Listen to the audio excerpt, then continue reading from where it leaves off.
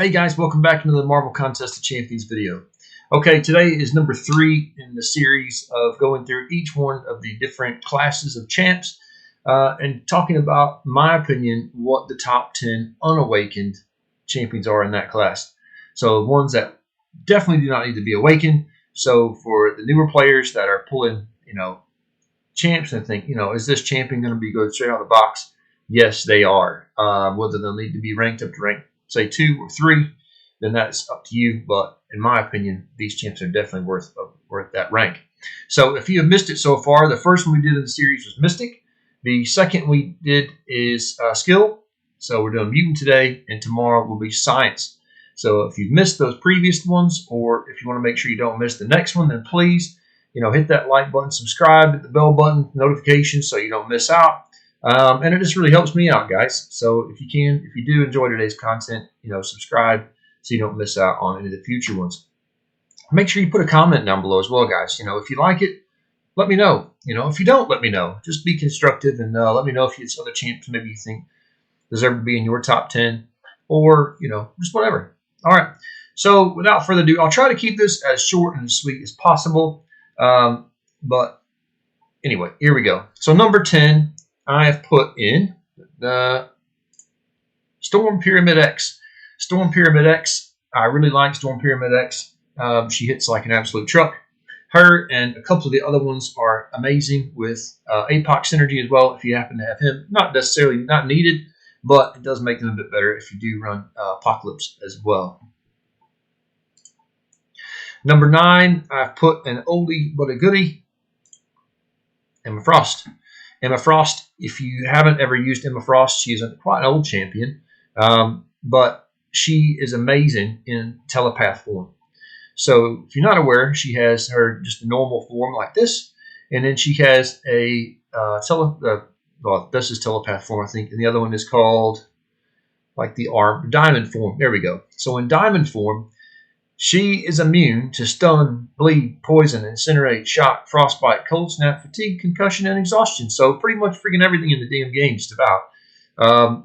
And you can keep her in that form if you want. She doesn't hit as hard in that form, but you can only take her out and put her in it when you want. So she is just, when it comes to utility, very, very handy. And you can build up her prowesses, and she hits like an absolute truck as well. So she is an old one, but she does do some amazing things. Now another one that has had a rework lately that has always hit really hard, but now hits just as hard or harder, is Storm. So Storm is a proper OG. You see here, 2014 came out. So I think she might have been one of the original ones. I'm not sure. Before I started playing, not by a lot, but definitely before I started playing. But her prowesses that build up, she does hit crazily hard. And again, another one that does well with the APOC synergy. This will be a recurring theme here, guys. If you do have some mutants, if you run Apocalypse or if you run Professor X, if you've got him, he does need to be awakened, really. You can play him unawakened. I ranked mine up to rank 3. One of my very first 6 stars I took to rank 3. I ranked him up unawakened. He was okay, but not as good as if he was the awakened ability. But it's a recurring theme. If you've got APOC or Professor X, really do great things for your mutant team. Okay, number 7. I put him here solely based on his synergy with Apocalypse. If you don't have Apocalypse, I would not rank him up. It's pretty cut and dry like that, guys. So Cable is absolutely fantastic. If you're all running Apocalypse, all you need to do, in my opinion, when I run him, is I just parry heavy, and he just degens, the heck out of the other defender. So you can use him in numerous different bits and pieces, and he's really easy to use, but you really need the Apocalypse synergy to make him outstanding. Okay, the next one, some people will say she shouldn't be on here because she needs to be awakened. In my opinion, you only need her awakened for defensive purposes. So if you don't have this champ awakened, I would not run them in defense. But if you're not running them in defense, you do not need them awakened. It's Domino. So Domino is absolutely fantastic. Even better when you run her in part of the Flaming Trinity synergy. which is Domino, Red Hulk, which is another amazing champ, and MCOC, another amazing champ. So especially MCOC. MCOC is highly, highly underrated, and for Battlegrounds as well. He's really, really good for Battlegrounds. But anyway, because if you use those two, parry heavy, she puts massive incinerates on the champion, on the defenders, and she can just really nuke down some stuff really fast. Other than that, she does do really well in a lot of different game modes. But I would say if you want to use her in like Battlegrounds and things, you probably want her Awakened. That way you can stick her on defense if you need to. Okay, that was number 6. Number 5 has seen a bit of a resurgence in Battlegrounds because he is quite a nuke champion. Where is he? Sunspot. So Sunspot is probably the epitome of a nuke champion. He doesn't have a lot of utility, in my opinion, not loads, just bits and pieces. But he does have that massive specials where he can just nuke folks down. So with Battlegrounds, really taking off now, this is one of the champs that's really seen a resurgence. Before he was really dropping down the tier list. He was mainly only ranked up, or I would say originally everyone saw the big yellow numbers, they ranked him up, and then they saw his prestige, which was top in the game for a short time. They ranked him up for that. He's now available as a 7-star, which is fantastic because he doesn't need to be awakened. And with that prestige as a 7-star, he might be the top prestige in the game, or at least one of the top ones again for a short period of time anyway, until some other champions start coming into the contest, or be reintroduced as 7 stars. But for now, he is a fantastic champion, guys. He can do you definitely a lot of work. Now, the next one, where are we at?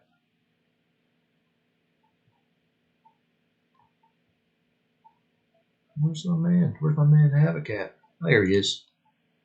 Mr. Dodgy Hat. Havoc is another fantastic champ that does not need to be awakened. So he has got, one thing Havoc's got going for him for Battlegrounds. He can nuke champs down, but he's decent. He's a decent defender. You need a decent counter to Havoc, in my opinion. Especially younger, newer players won't really know how to play Havoc. So if you haven't got a Warlock or Nimrod or someone like that can counter Havoc, he can be a bit tricky. So definitely, if you're a newer player and you pull Havoc, then definitely shoot him up straight away. Number 3, I'm going to go with Bishop. Now, Bishop he's just amazing, guys. So build up those prowesses. He can absolutely nuke people down. He's still a pain in the butt on defense. I still struggle. A lot of people I know still struggle with evading the special too. So he does have some champs that will absolutely just rinse him now. But there's only a handful in the game that are decent counters, in my opinion, to Bishop. So, if you're a newer player and you put him on defense on your Battlegrounds, you're probably going to get some decent wins out of him. Or Alliance 4 defense, you'll get some decent kills from him. So, definitely don't sit on Bishop, especially available as a 7-star now. In my opinion, one of the top 7-star champs that are available. I would be over the moon if I could pull a 7-star Bishop, believe me. So definitely rank this guy up. Now this one, when I first started playing, guys, he was absolutely crap. I mean, one of the memes of the game. He was right up there with Beast and some of the other ones. That's absolutely awful, awful, awful champion.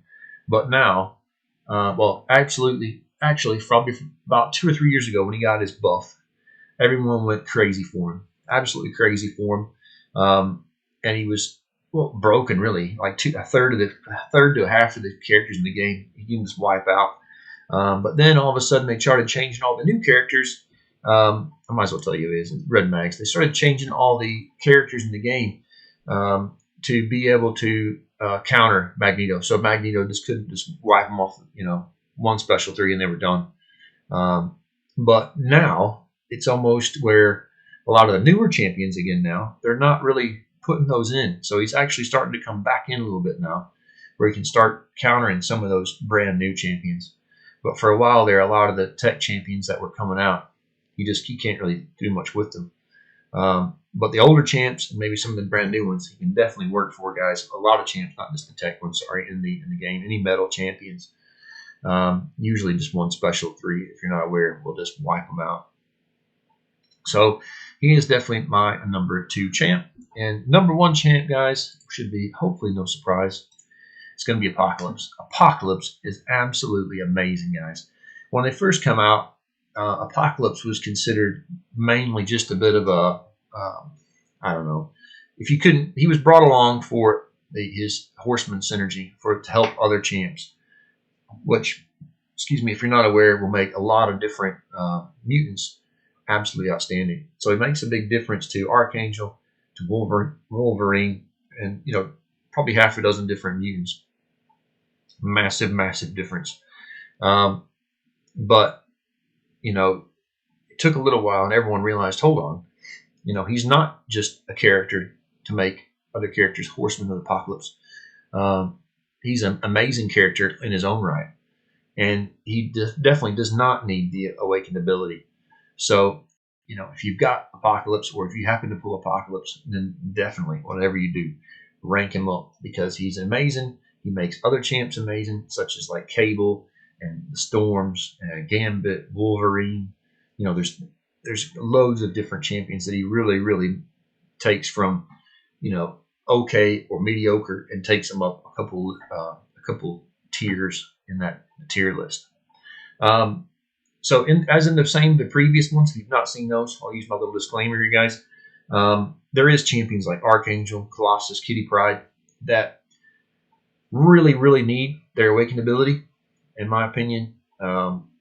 You maybe could argue that those champions unawakened could make, say, lower down on this tier list. But, again,